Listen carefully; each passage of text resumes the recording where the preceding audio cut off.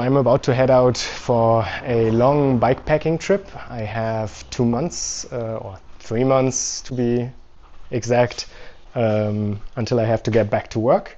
The goal is to go around the Iberian Peninsula once, so I'm starting here in Valencia, and then going down south towards Gibraltar, and then through Portugal, back into Spain, see the north of Spain, and then through the Pyrenees back to Valencia.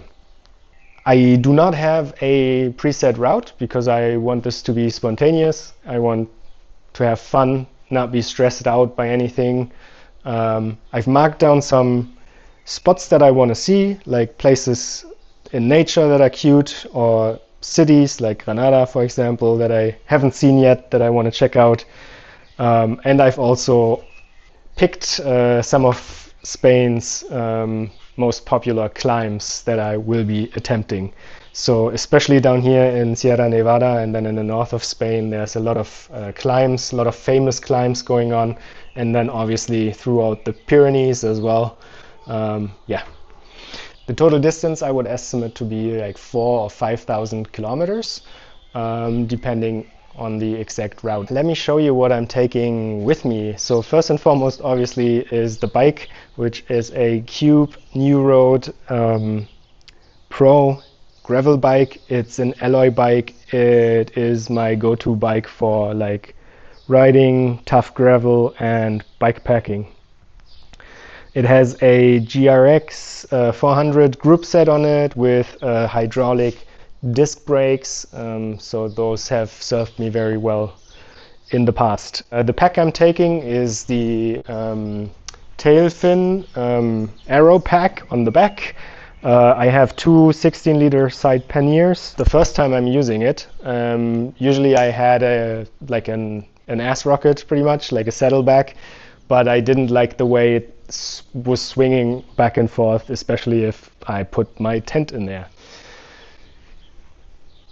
Talking about the tent, this is my Nemo bikepacking tent, one person. What's it actually called? Dragonfly Osmo Bikepack one person tent.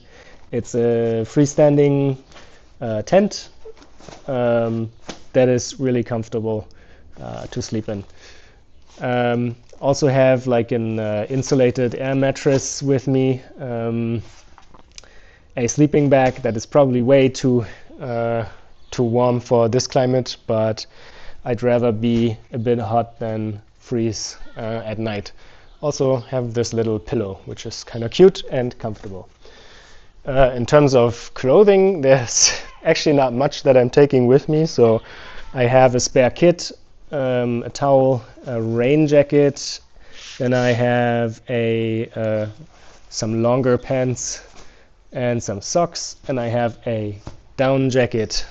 I'm also taking with me my running gear and swimming gear because I do triathlon and my next race is in October, so I don't want to, spend 2 months not running and not swimming. Also great for if I'm ever staying in a city for a few days to explore. I can just wear these instead of stumbling around in my cleated shoes. Obviously some first aid stuff, spare parts for the bike, shifter cables, some screws, patch kit, a spare valve, stuff like that. In terms of tools, just one multi-tool, CO2 if I ever have to reseat my tires because those are set up tubeless. This is the first trip I'm doing with tubeless tires, so yeah, we'll see how that goes. I hope it goes well. If anything happens and stuff hits the fan, I do have some tubes with me.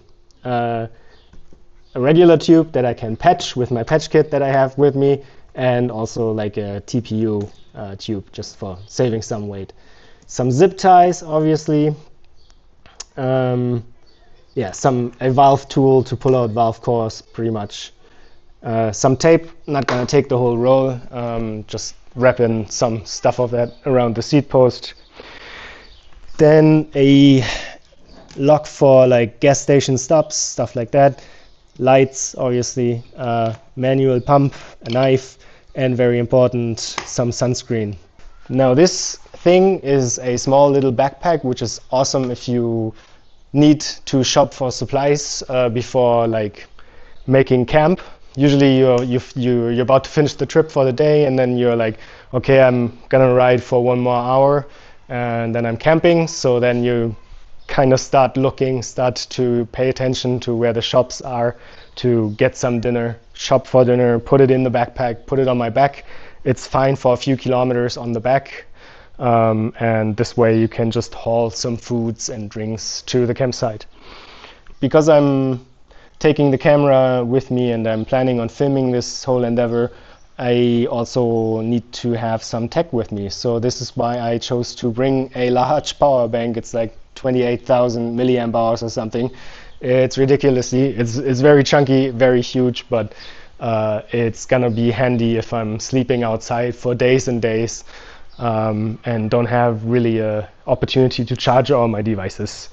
And if I'm ever like stopping for food, like in a restaurant or something like that, I can just hook it up in there with this like super beefy charger, and it should top up in like 1 hour, which is ridiculously fast. External hard drive, I have my Garmin Edge 1040 Solar with me for navigation and recording the rides, headphones, and then yeah, all the cables I need for all my devices and some spare parts. I'm about to head out tomorrow morning before sunrise, hopefully, if I manage to get up that early, and then yeah, just head on south. I don't have a plan yet on where I'm gonna end up. All I know is I want to do maybe around 70k or something. You know, start it out easy and then go from there.